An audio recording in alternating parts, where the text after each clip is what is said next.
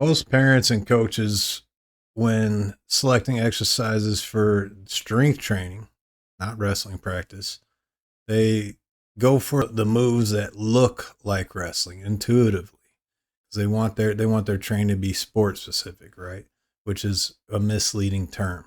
So they pick, battle ropes. Looks like you're wrestling those battle ropes, or the plate thing around the head. Okay, rotating the plate around the head, which doesn't do much. Just to let you know. Uh, Agility ladders. Looks like you're working on fancy footwork that you're going to need for wrestling. And the problem with these moves, even though they look like wrestling, they don't have the highest ROI, return on investment. They're not the most important moves you should be doing in your strength program for wrestlers. So by the end of this video, I'm going to show you all four pillars. There's four chess pieces in this problem when devising a plan to take an athlete from zero to elite level. That's what we're after. Okay. I'm going to show you the exact system, the same thing that I developed for my boys when they were 8 years old. They started wrestling and they got destroyed by everybody, like typical beginners. I didn't panic. I took everything I had learned in the last 20 years as a strength specialist, a wrestler, an MMA fighter, a soldier, and all the coaching I've done with these same athletes. And I poured it into their program. So I didn't panic. 4 years later, they got their state championships, and now they're wrestling on a national level, and we're traveling all over the country. Most wrestling strength and conditioning fails, and it fails for two big reasons I can think of. And one is the knowledge gap. Okay. You take your kid to a wrestling club and you've hired a wrestling coach to teach them wrestling. Right. And strength and conditioning becomes like an add-on. All right. We're going to do wrestling, then we're going to do strength and conditioning. And it's usually whatever the wrestling club can create, mainly with his imagination and experience and some of the stuff he did when he was training. And then there's a knowledge gap there because usually that wrestling coach, one, did not compete in strength and conditioning, which you can now with CrossFit, high rocks, powerlifting, Olympic weightlifting, and gymnastics. Those are all things you need. Cross country, track. You need to take from all these disciplines, all these skills, and implement them into your strength and conditioning system. If you didn't compete in those, then you don't understand them thoroughly inside and out. That's a big drawback of coaches that did not compete, like in wrestling. If you didn't compete in wrestling, then there's always going to be something missing with your coaching. There's going to be a disconnect somewhere. You can help out. You can do a lot of good if you never competed. You can study, okay? But a good coach is made up of experience, okay, and knowledge, competing and studying, being a student of the game.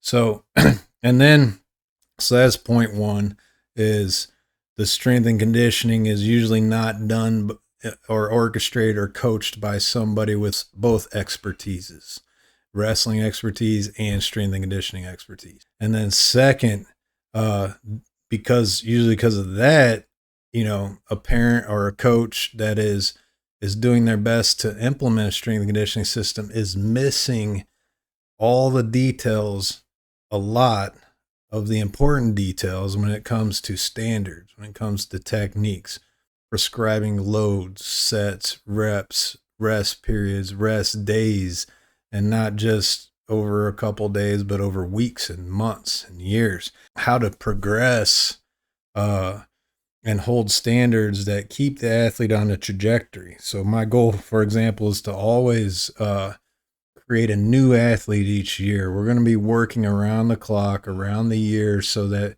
every November when you come back, you're completely different. You've elevated your game. You've hit a new level. And it's not marginal, it's noticeable. I want my athletes to receive compliment that say this, like, wow, what have you been eating? What's in your water? You know, uh, it's hard to produce those kind of results if you don't have both the experience and the knowledge. And one of the most common ways of getting it wrong is copying the old split routines, the segmentation, okay, and the cycling of certain attributes. For example, a bodybuilder fitness person will lift Monday, Wednesday, Friday and do their cardio Tuesday, Thursday, Saturday, or they'll split them into two different sessions. I'm going to lift weights and I'm going to get on the elliptical for a half hour.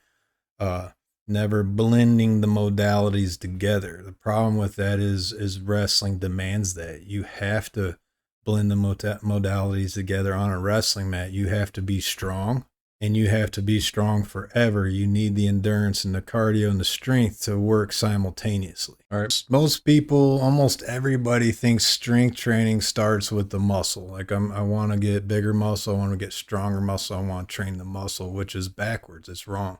Strength training starts with the nervous system. Okay. We want to teach the athlete skilled movement.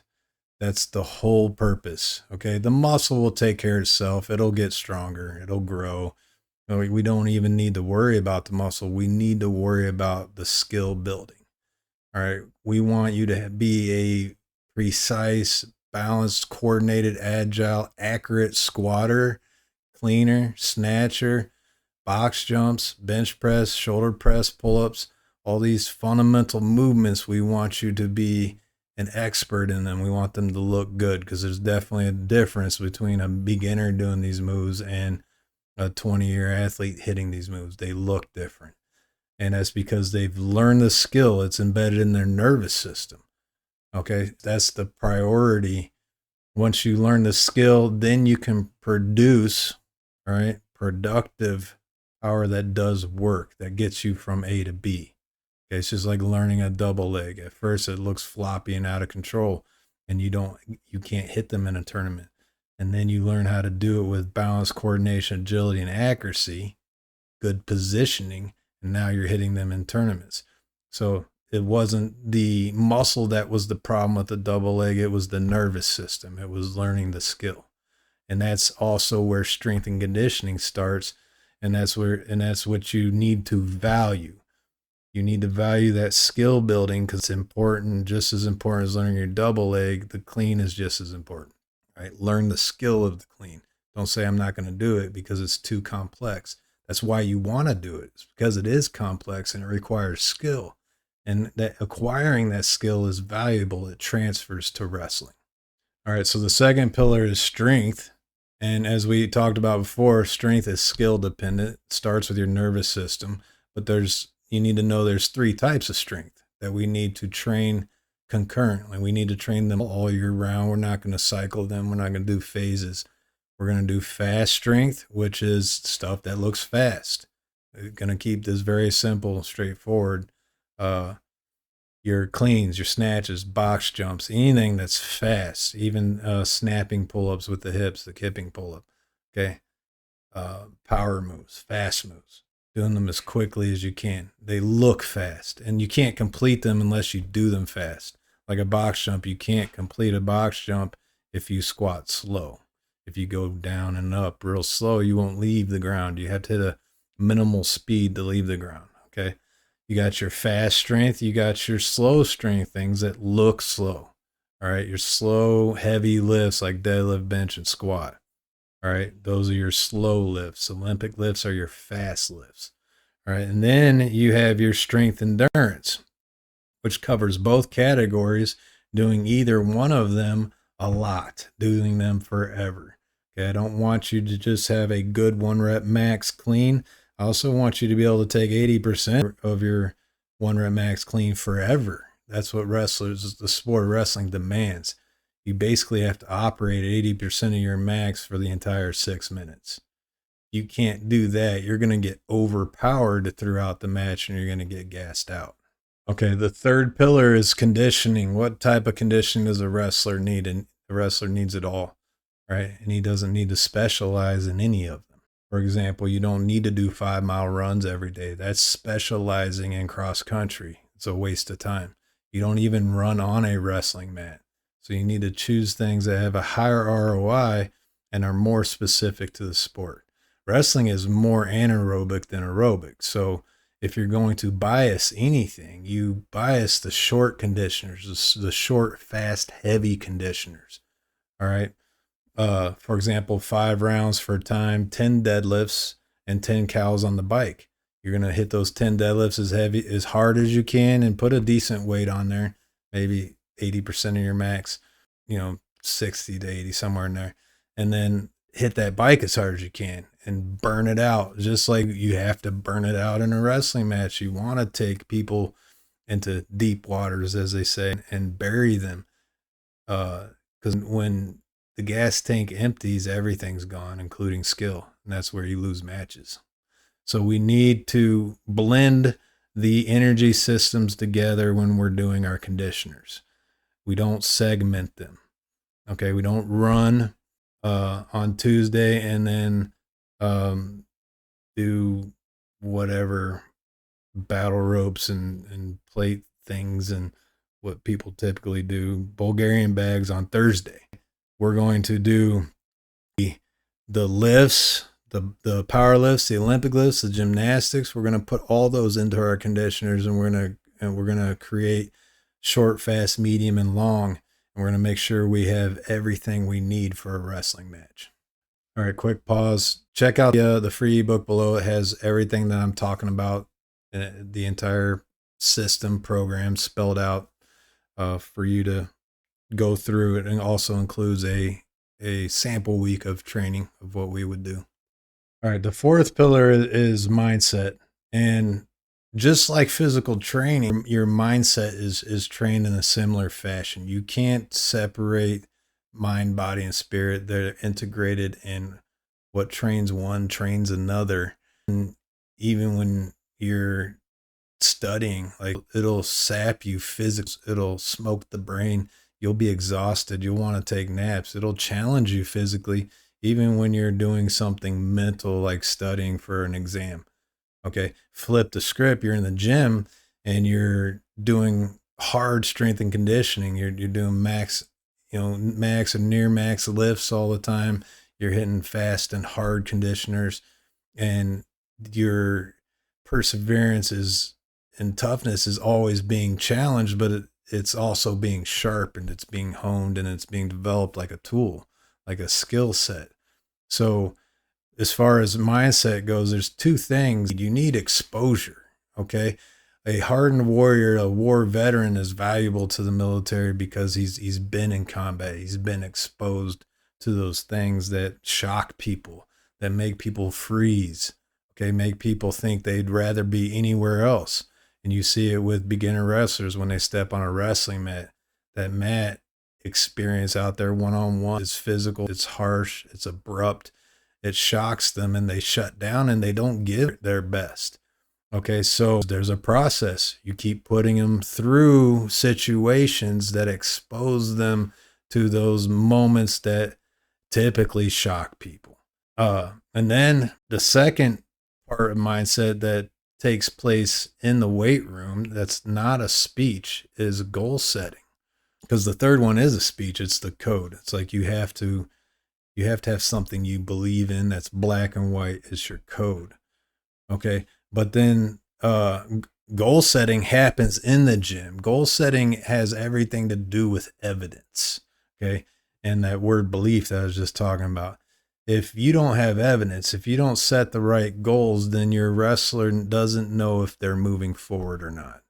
And that's everything. They're not going to want to come back. They're not going to have that fire in their eye. They're not going to be hungry. But if they're knocking down goal after goal after goal, they see their deadlift go up, their squat go up continuously. Okay. They see their conditioners that they're measuring. Those conditioners are getting better week after week, month after month, year after year. And then they can correlate that. Okay. All these numbers went up in my strength and conditioning program. And then coincidentally, I started winning more. I started getting on the podium more, knocking down more gold medals. and they see that connection. Now they have evidence. So the goal setting is very intentional. It's built on empirical data, real data. Okay. Based on what professional athletes have done in the world of strength and conditioning, because we have those sports, as I mentioned before, that we can look towards now. For example, a wrestler is not far removed from a CrossFit Games athlete. 99% of their goals are the same. Okay. Where they are far removed from a power lifter. Power lifter is a 1 rep max guy. He has no engine. Only about 5% of what a power lifter wants is what a wrestler wants. Okay.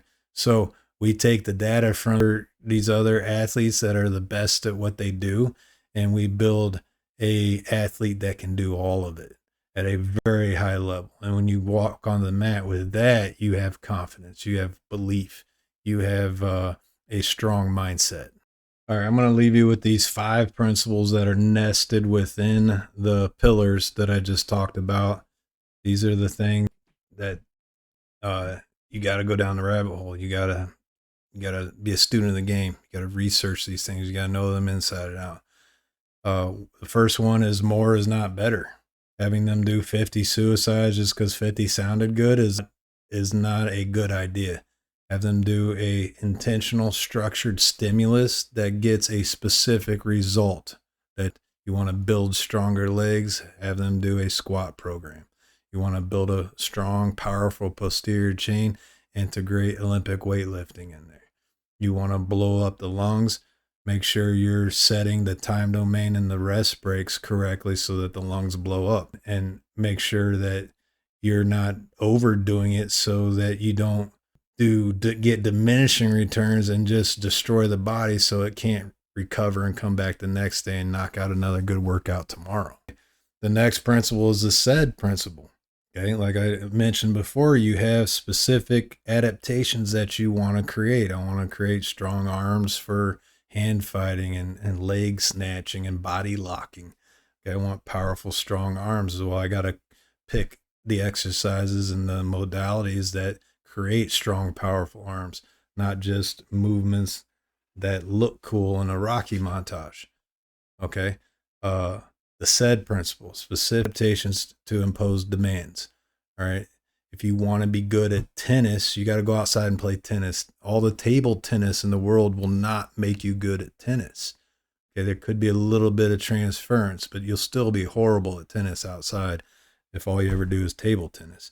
The body and the nervous system is very specific to the stimulus you get it. So you have to be specific with your programming. Then you have the overload. You can't do the same weight forever. If you're doing 3 sets of 10 of bench press at 135 when you're 14, you should be doing a different set of sets and weights and rest breaks and loads when you're 23. Okay, it should not be the same as when you're 14. Severely overload. Add more weight to that bar every month. Get stronger. Okay. And then the next principle, the 4th principle, is your hierarchy of movements. Okay. Don't constantly pick low ROI movements for developing a supreme athlete. Pick the best movements. And an easy way to do that is look at the best at what they do. Who's the strongest measurably? We can measure it. We're not guessing. Like you're guessing with movements like battle ropes. Did you get better at them? Well, what was your numbers before? What do you mean numbers? Exactly. You can't measure them. So who's the strongest people in the world? Power lifters, limb lifters, strongmen. Look at their numbers. Look at their training modalities. All right. Implement those. And then lo and behold, you'll be the strongest guy on the mat in your weight class. Okay. Hierarchy of movements, return on investment. For all your time and precious resources, you're a human, you have a limited amount of creatine, electrolytes, soft tissue that can take a beating. It can only take so much of a beating in one day. All right. It's limited. You can't do everything. So you need to be very picky about what you spend that on. All right. That's your hierarchy of movements. And the last one is measure, track, repeat. Like I've said over and over again, you've got to set goals. You got to hunt those down. You got to know your numbers. You got to know if your average power output has gone up over time. Okay. Or is it the same as it was last year?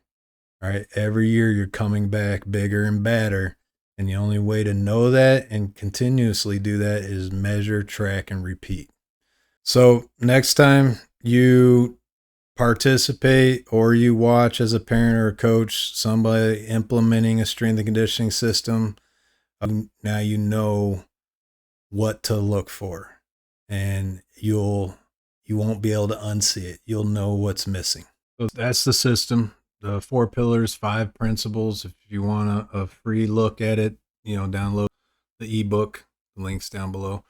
If you want to run the full program, check out my app. It's called Champion Circle. It's on my website with daily programming, lots of bells and whistles that'll help you out on that app.